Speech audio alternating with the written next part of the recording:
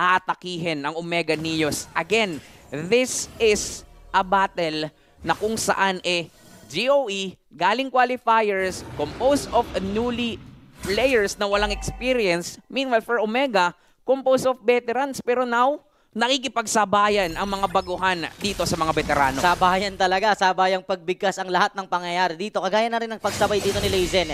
Hinahanap niya lagi si West at confident siya na umalis lagi sa kanya sa Lord Pit dahil nga alam nila na kayang dumating anytime dito ni Lazen. Biniburst yung Lord. Sinuzone out naman mga kaibigan ni Yaji ang mga members dito. Si H2O hindi makalapit at mukhang Lord na naman. The Gods of Edith, Docman with the glorious pathway but Lazen with the retry. Si Docman napalalim, si Yaji naman ay mapapalitan mo kung kuryente doon ni Zan. Docman sa kanya na lahat ng damage. Pumasok sa likuran naman.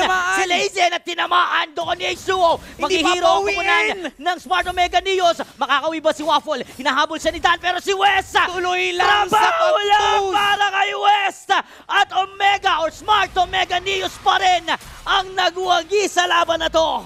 Focus lang sa goal. Inyo na yung Lord. Kami pa rin ang mananalo dahil sa mga sibat-sibat na yan.